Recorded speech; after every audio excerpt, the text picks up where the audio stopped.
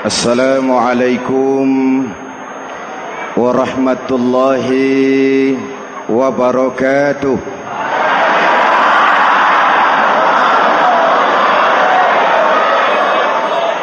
Alhamdulillahi rabbil alamin. Wassalatu wassalamu ala ashrafil mursalin Sayyidina wa maulana Muhammadin wa ala alihi wa sahbihi ajmain, amma ba'du. Para ulama yang saya muliakan, hadirin hadirat ma'asyiral muslimin yang saya cintai, banyak kita alami perubahan-perubahan yang terjadi, baik perubahan yang menyangkut sosial budaya, lebih-lebih yang menyangkut sosial politik. Yang tidak banyak mengalami perubahan adalah sosial ekonomi. Bahkan angka kemiskinan kita naik menjadi 3/5 dari total penduduk kita hidup di bawah garis kemiskinan, dan 20% diantaranya miskin mutlak. Perubahan-perubahan yang terjadi menyadarkan kita kepada kebenaran Al-Quran ketika Allah menyatakan wa tilkal ayyamu nudawiluha bainan nas.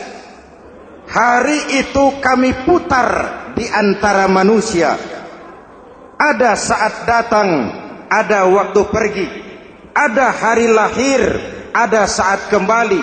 Ada waktu dilantik, ada saat menyerahkan jabatan. Hari kami putar di antara manusia dan hidup cuma sekadar menunggu giliran. Soalnya kemudian di tengah perubahan-perubahan yang terjadi begitu cepat, what must we do now?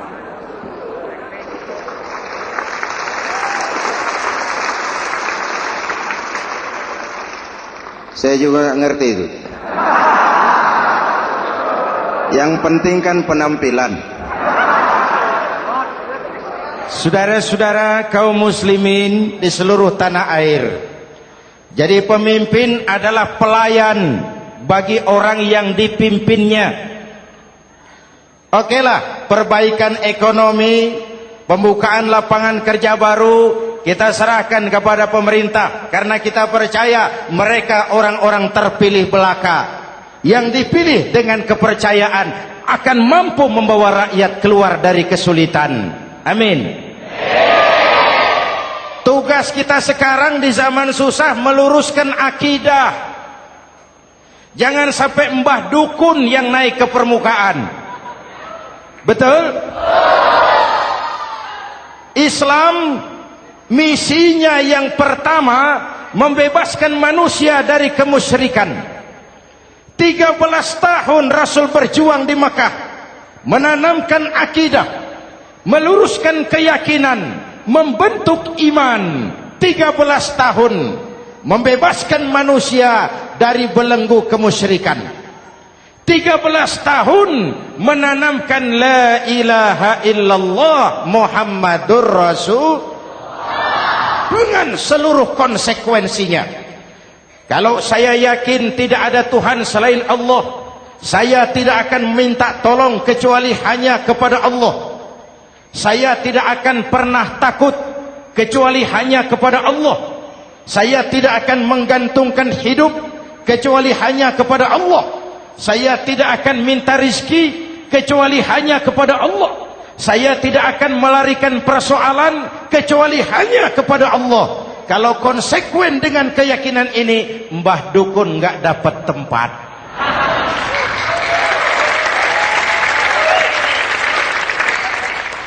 Akur? Ayo lihat secara sederhana. Saya sandaran di tiang. Tiangnya ambruk, sayanya jatuh. Saya sandaran di tembok, temboknya runtuh, saya juga runtuh. Saya sandaran kepada orang kaya, dia jatuh miskin, saya bangkrut. Saya sandaran kepada jenderal, dia pensiun, saya selesai.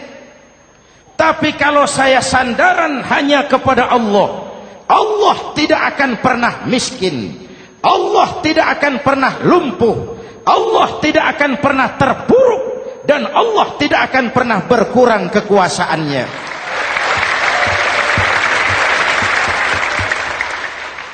Maka umat Islam, sesulit apapun zaman yang kita hadapi, Allah juga tempat kita bersandar. Jelas? Selama ini kita iman dalam ucapan, tapi sekuler dalam perbuatan. Di masjid ada Allah, di kantor Allah tidak ada, maka korupsi merajalela.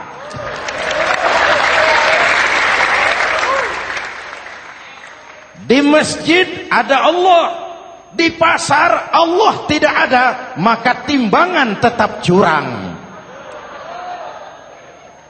Kita iman dalam ucapan, tapi sekuler dalam perbuatan.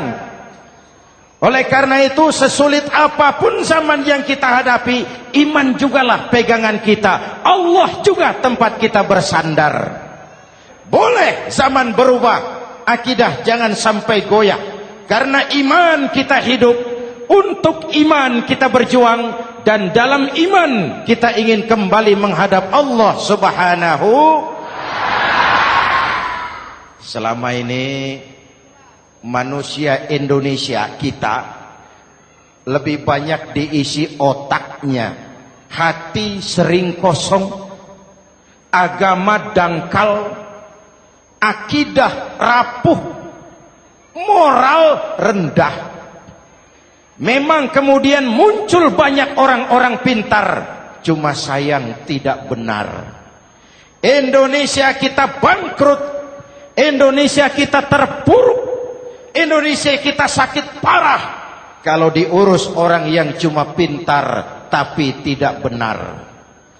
Kita perlu orang-orang pintar, tapi kita lebih perlu orang benar. Jelas? Kalau cuma pintar tapi tidak benar, itu yang sering saya sampaikan, nanti disuruh ngurus beras malah nimbun beras.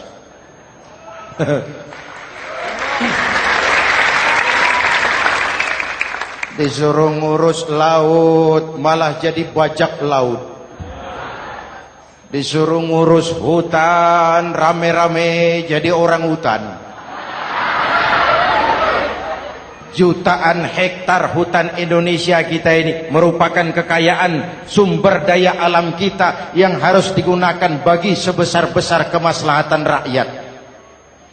Yang disuruh ngurus hukum malah bikin hukum seperti pisau, tajam ke bawah, tumpul ke atas.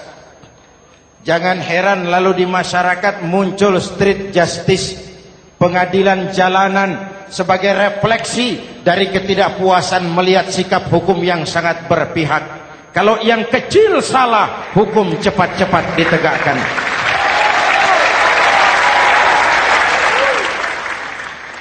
Lihat saja sekarang ini kalau orang terkenal banyak uang punya masalah, antri yang bela. Betul? Tapi saudara lihat si Marsinah di Jawa Timur, si Sengkon dan Karta di Jawa Barat, si Udin Bernas wartawan Jogja, terseok-seok mencari keadilan, sampai hari ini urusannya masih remeng-remeng. Kenapa bisa begitu? Jawabannya sederhana, tidak ada fulus. Ada fulus mulus, tidak ada fulus manfus. Betul? Jangan sampai para penegak hukum kita terjebak pada lagu baru, maju tak gentar membela yang bayar. Biar bertentangan dengan nurani, biar bertentangan dengan public opini, biar bertentangan dengan rasa keadilan. Siapa yang bayar, itulah majikan. Mau benar atau salah, belain terus. Kalau seperti inilah hukum kita, mafioso keadilan akan tetap gentayangan. Hadirin yang saya hormati, 13 tahun beliau berjuang di Mekah, meluruskan keyakinan, memantapkan akidah, meneguhkan iman. Dari situ segalanya dimulai, dan ke situ segalanya akan menuju. Intan paling mahal, mutiara paling berharga, tidak lain adalah nilai-nilai keimanan. Kalau itu sudah tergadai, apalagi yang bisa kita banggakan dalam kehidupan ini? Kita merasa harta kita berharga, belum ada artinya ketimbang iman. Kedudukan kita punya nilai pun belum ada artinya ketimbang dengan nilai-nilai keimanan.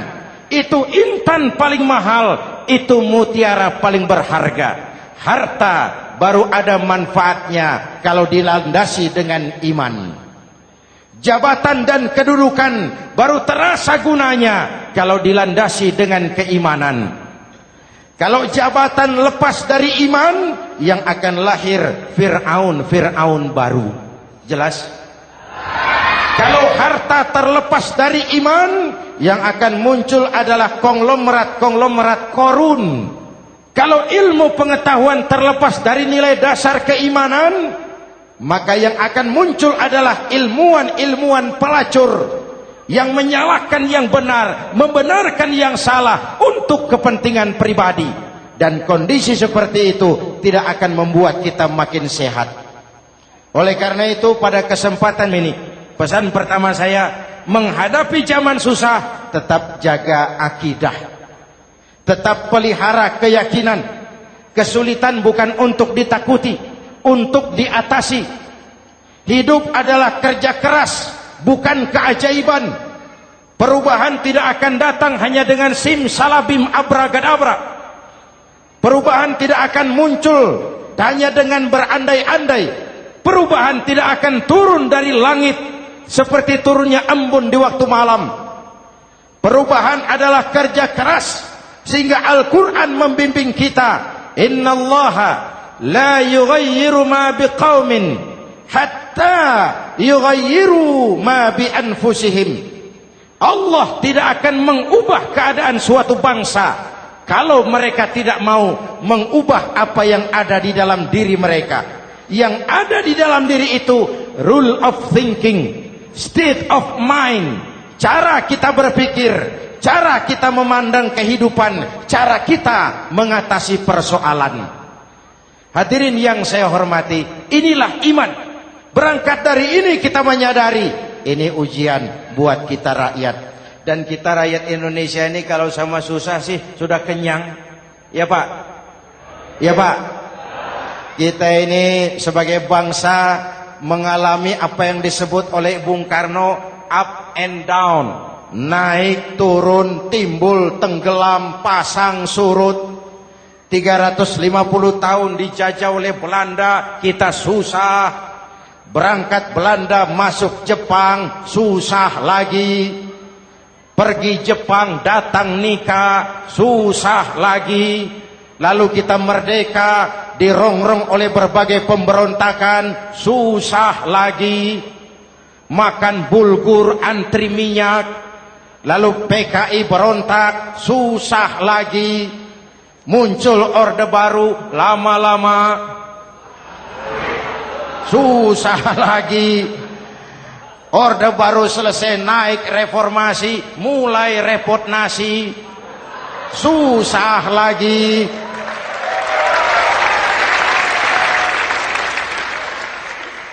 Kalau susah kita ini sudah akrab, sudah intim. Mestinya kalau sudah susah seperti itu, jangan salah sikap menyikapi kesusahan.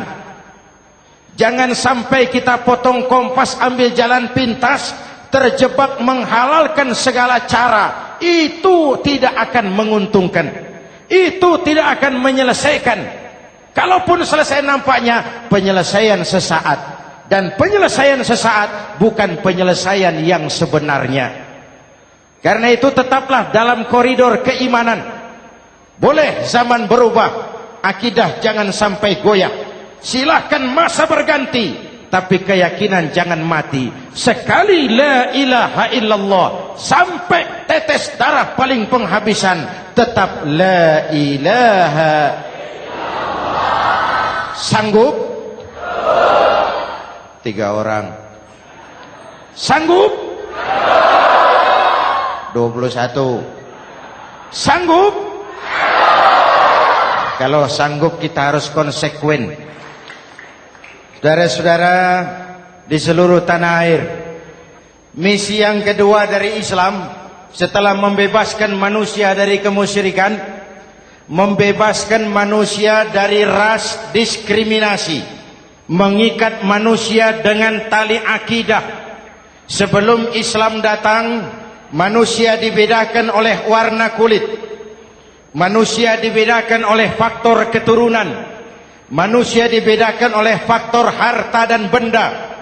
Adalah Rasul yang mengajarkan, innallaha la yanzuru ila suwarikum wala ila amwalikum walakin yanzuru ila qulubikum wa a'malikum. Allah tidak melihat potonganmu, Allah tidak melihat hartamu. Yang Allah lihat itu adalah hatimu dan amal perbuatanmu. Jauh sebelum Amerika teriak-teriak membanggakan apa yang mereka sebut sebagai Declaration of Independence, Nabi sudah mengajarkan kepada kita semua, An-nas kulluhum li Adam wa Adam min turab, la fadla li Arabiyyin ala ujamiyyin illa bittaqwa. Seluruh manusia berasal dari Adam. Adam diciptakan dari tanah. Tidak ada kelebihan Arab dengan yang bukan Arab kecuali takwanya.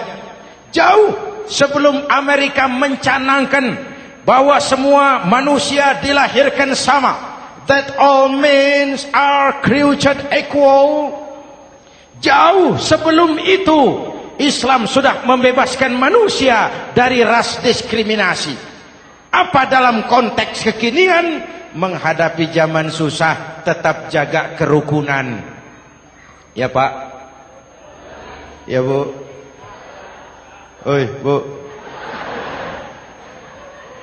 Menghadapi zaman susah tetap jaga kerukunan, baik antar umat seagama, antar umat beragama, maupun antar umat beragama dengan pemerintah. Menjaga kerukunan, jangan saling sikat sikut di antara kita. Sebab kalau sudah rukun, saya ajak berhitung, 1 ditambah 1 sama dengan, itu matematika namanya, hasilnya pasti. Tapi angka sosial hasilnya aneh.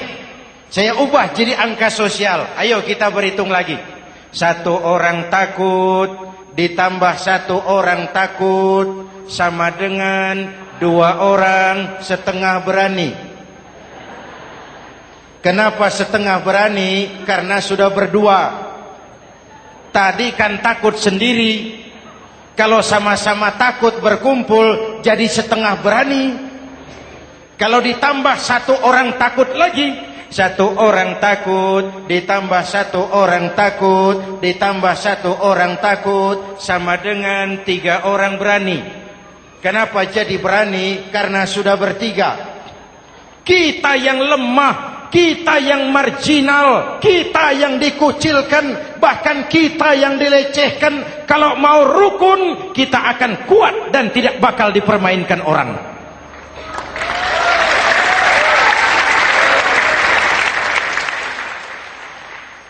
Tapi kalau rukunnya yang satu mau menikam yang lain, saya ajak berhitung lagi. Yuk berhitung yuk. 1 ekor ayam ditambah 1 ekor musang sama dengan 1 ekor musang. Kemana ayamnya? Dimakan musang. Betul nggak nih hitungan? Ayo kita hitung lagi. 1 ekor ayam ditambah 1 ekor musang sama dengan 1 ekor musang. Kemana ayamnya?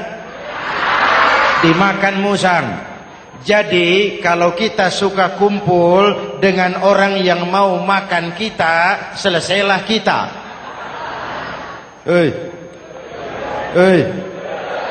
Maka kalau merasa kita ini ayam, yuk kumpul sama-sama ayam, pulang ke kandang ayam. Kalau ada ayam kumpul ke kandang musang, itu namanya ayam minum baygon. Jelas? Menjaga kerukunan. Pertama, antar umat seagama, sesama muslim harus saling menjaga, harus saling memelihara. Baik dia muslim yang jadi kapolri, baik dia muslim yang jadi kasat, baik dia muslim yang jadi pengusaha, baik dia muslim yang jadi petani, nelayan, guru, semua komit menjaga semangat kebersamaan, rukun antar umat seagama. Jelas? Jelas? Hadirin yang saya hormati, atas dasar itu saya ingatkan kembali, kita semua ingin persoalan terorisme dilepaskan kaitannya dari agama manapun. Tidak ada kaitannya terorisme dengan Islam, dengan Kristen, dengan Hindu, dengan Buddha. Tidak ada kaitannya terorisme dengan pondok pesantren.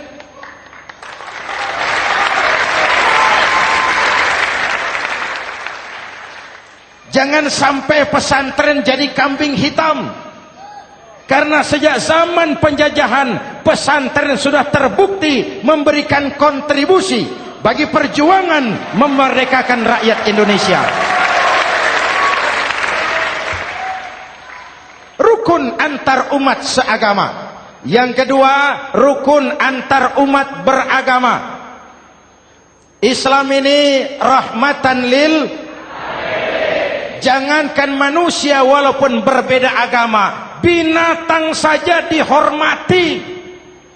Ada hadis, fa iza zabahtum fa ahsinuz zibhata. Kalau kamu menyembelih hewan, sembelihlah dengan cara yang terbaik. Jangan menyembelih ayam dengan pisau tumpul. Itu namanya tidak berperi kebinatangan. Yang kecil lagi, saudara buka babul istinja, makruh buang air kecil di tanah yang berlubang. Sebab apa? Pertama, menjaga kesehatan. Siapa tahu di lubang yang saudara buang air kecil itu ada gas beracun. Kalau tidak, melindungi binatang yang ada di dalam lubang. Siapa tahu di lubang yang saudara buang air kecil itu ada semut sedang rapat membahas terorisme. Apa dosanya lalu mati dikencingi? Ini namanya rahmatan lis semut. Binatang saja dilindungi. Maka perbedaan agama tidak harus menyebabkan kita bertolak belakang. Perbedaan agama bukan alasan untuk saling bermusuhan. Apalagi kita sudah menyadari tentang kemajemukan kita, tentang kebinekaan kita, tentang keragaman kita. Rukun antar umat beragama. Saling menghormati, saling menghargai, tapi tetap dalam batas lakum dinukum. Lalu rukun antar umat beragama dengan pemerintah. Hadirin yang saya hormati, yang benar kita dukung, yang salah kita perbaiki dan kita tegur menurut cara-cara yang diajarkan oleh agama kita. Dan sholat berjamaah, pendidikan bernegara yang paling bagus. Tadi kita sholat ada imam, ada makmum, betul? Makmum wajib ikut imam kalau imam benar sholatnya. Rakyat wajib ikut pemimpin kalau pemimpin benar mimpinnya. Masyarakat Islam ini loyal. Masyarakat Islam ini bukan pemberontak. Masyarakat Islam ini taat dan setia. Kapan? Kalau imamnya benar. Imam takbir, makmum. Imam ruku, makmum. Imam i'tidal, makmum. I'tidal. Imam sujud, makmum. Tapi kalau imam keliru, mestinya imam ruku malah sujud. Salah imam ini. Tegur. Siapa yang wajib negur? Makmum yang saf terdepan. Anggota DPR.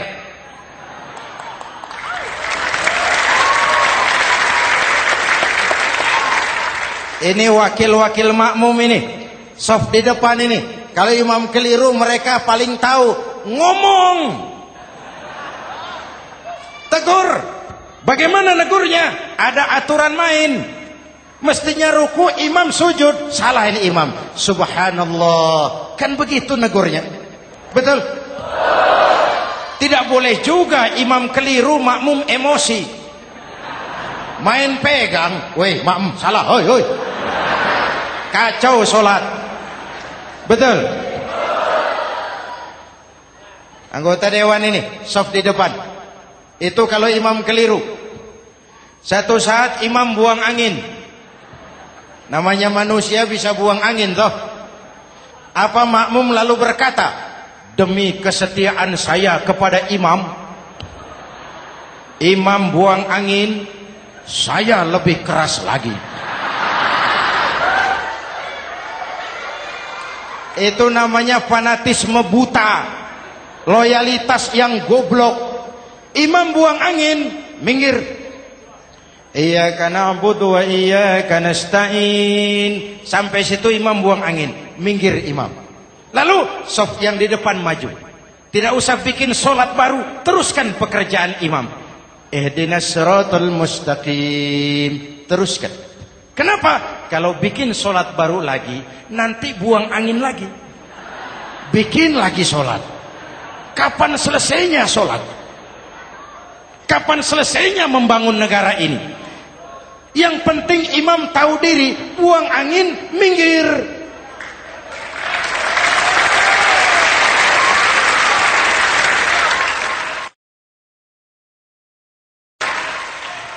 Ini kacaunya solat berjamaah kita sekarang. Kacaunya negeri kita sekarang. Banyak imam sudah buang angin, gengsi.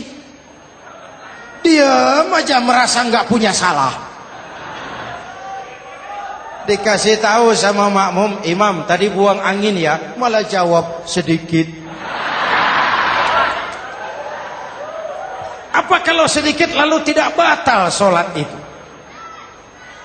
Mekanisme kehidupan sosial yang diatur lewat tuntunan solat berjamaah. Sehingga Nabi berpesan, kun imaman muta'an au ma'muman muti'an fala takun thalisan jazu'a. Kalau jadi pemimpin, jadilah pemimpin yang ditaati. Kalau jadi makmum, jadilah makmum yang mentaati. Jangan jadi golongan ketiga pemecah belah. Di depan tidak jalan, di belakang takut, ditaruh yang di tengah, di depan didorong, yang belakang ditendang. Ini namanya biang kerok. Saudara-saudara, dari uraian singkat ini saya ambil beberapa catatan pokok. Pertama, kalau ada intan paling mahal, kalau ada mutiara paling berharga dalam hidup kita, itu tidak lain adalah karena keyakinan. Hidup jadi indah, hidup jadi berharga, hidup jadi berarti kalau didasari atas sebuah keyakinan. Dan keyakinan itu tidak lain adalah nilai iman kita, akidah kita kepada Allah Subhanahu wa taala. Yang kedua, tetap menjaga kerukunan. Sesulit apapun zaman yang kita hadapi, kita tetap harus menjaga semangat kebersamaan. Kita harus tetap menjadi lem perekat yang menjaga keutuhan, baik sebagai bangsa maupun sebagai umat. Perbedaan adalah wajar, harus dihormati sebagai ciri kehidupan berdemokrasi. Tapi jangan perbedaan menjadi sebab kita bermusuhan, dan jangan perbedaan menyebabkan kita saling berpecah belah. Hormati perbedaan, jangan perbedaan dipandang sebagai permusuhan. Dengan akidah yang kuat dan kebersamaan yang kokoh, ayo kita hadapi kesulitan, kita atasi kesulitan, dan dengan kerja keras untuk menyongsong hari esok yang lebih pasti. Mari kita Fatihah, semoga Allah memelihara kita bangsa Indonesia. Ala hadhihi niyah wa ila hadratin Nabi. Al-Fatihah.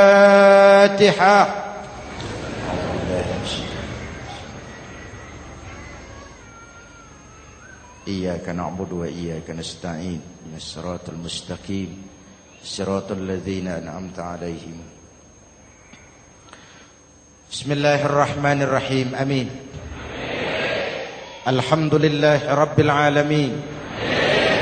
Allahumma salli wa sallim mubarak ala sayyidina Muhammadin wa ala alihi wa sahbihi ajma'in. Allahumma rabbana taqabbal minna salatana wa siyamana wa qiyamana wa takhashu'ana wa ta'abbudana wa tammim taksirana ya arhamar rahimin. Allahumma aslih man fi salahihi salahul muslimin. Allahumma ahlik man fi halakihi salahul muslimin. Allahumma rabbana la tu'akhizna in nasina aw akhtana. Rabbana wa la tahmil alaina isran kama hamaltahu ala alladhina min qablina. Rabbana wa la tuhammilna ma la taqata lana bih. Wa'fu anna waghfir lana warhamna. Anta maulana fansurna 'alal qaumil kafirin. Allahumma ij'alna minas su'ada'il maqbulin wa la taj'alna minal ashqiya'il mardudin. Afdalu ma qultuhu ana wan nabiyyuna min qabli. La ilaha illallah.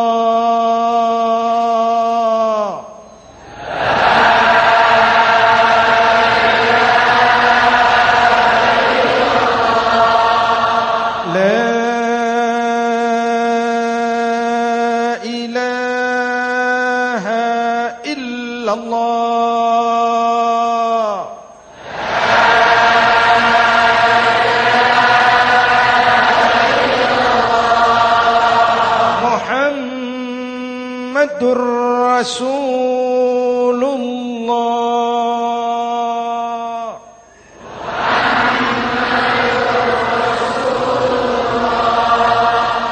Sallallahu alaihi wa alihi wa sallam. Kalimatu haqqin 'alaiha nahya wa 'alaiha namut wa 'alaiha wa biha nub'atsu insyaallah minal aminin minal aminin minal aminin rahmatika ya arhamar rahimin.